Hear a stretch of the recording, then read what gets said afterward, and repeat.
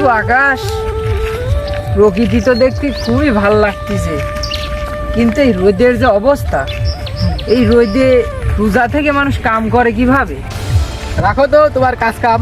আমার বাপের কি অর্থ সম্পদ কম যে আমাদের বাড়িতে 4-5টা রোজা চলে গেল, এখনো রাজকীয় ইফতারের আয়োজন হইলো না? এর কারণ কি আমাকে বলো। প্রতিদিন ভাত গোস্ত খাচ্ছি, আর তুমি এইরকম ইফতারের সময় আয়োজন করো না।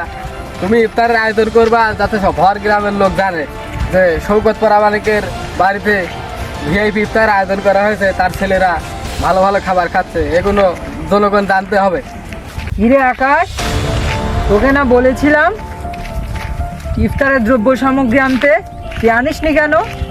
পরামানিক সাহেব তাহলে আজকে সন্ধ্যায় নিয়ে আসবো, মনে ছিল না। তা তো আনবেই বটে, তার সাথে দরকার হয় পুরো বাজার তুলে নিয়ে আসবি, ওকে পরামানিক যাতে সবাই ভাবে যে না, সৈকত পরামানিকের বাড়ি বাজার যাচ্ছে।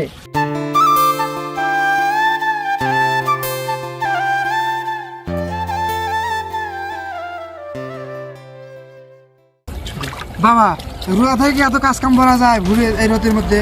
আমার বন্ধুরা যেন আড্ডা দিচ্ছে, মানে আমরা আড্ডা দেওয়াতে ঘুরে বেড়াচ্ছি, কাজ কাম করতেছি। এই কাজ কাম এত ভালো লাগে, ভাই ভালো মন্দ রান্না হলে তাও হলে হয়, রান্না ডাল ভাত খাওয়া যায়।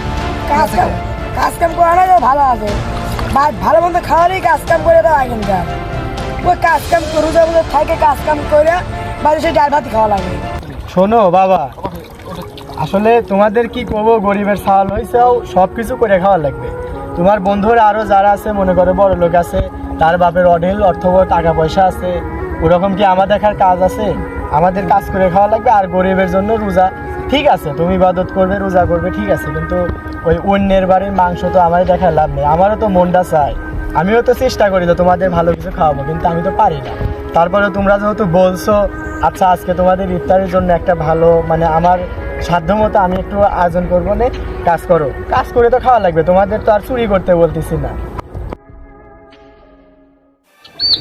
কি ব্যাপার সজিত সাহেব, এই ভর দুপুরে ছাওয়াল পালে গিয়ে এসে এই রোদের মধ্যে রোজা থেকে কাম করাচ্ছেও? কি করবো পরামানিক, গরিব মানুষ হওয়া জন্মাইছি, কাজ কাম তো করে খাওয়া লাগবে। নিজের জমিটুক আছে, এখন আজকের মধ্যে এইটুক হয়ে বলে হয়ে যায়, তো এই জন্যই ছাওয়াল পালে নিয়ে আসছি, আজকে কাজটুক শেষ করে। রাখো তো এসব চাষার ছেলে পেলে, কাজ করবি না কি করবি? এদের তো কাজ করেই খেতে হবে, এদের আবার জিজ্ঞেস করার কি আছে? এসব চাষার ছেলেরা এরা কাজ করেই খেতে হবে। রাখো তো আব্বা, তুমি সব চাষা কৃষকের ছেলেদের সাথে কথা বলা বাদ দাও তো, এদের জন্য আর কেমন লাগতে হয়? চলো।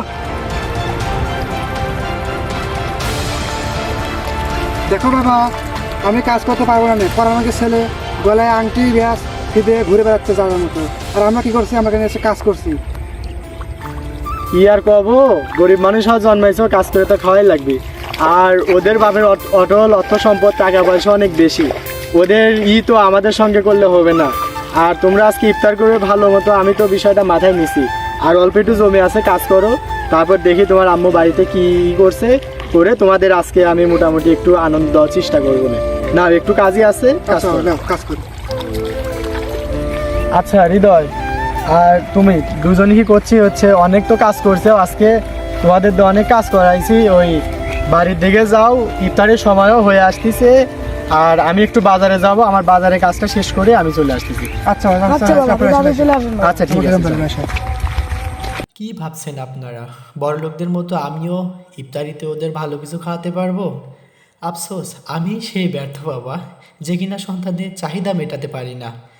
আমারও ইচ্ছা করে ওদের নিয়ে ভালো কিছু খেতে, কিন্তু আমার সাধ্য নাই, কারণ আমি মধ্যবিত্ত, আমি দিনমজুর, আমি গরিব, আমি ব্যর্থ, আমি খুব বাজেভাবে ব্যর্থ।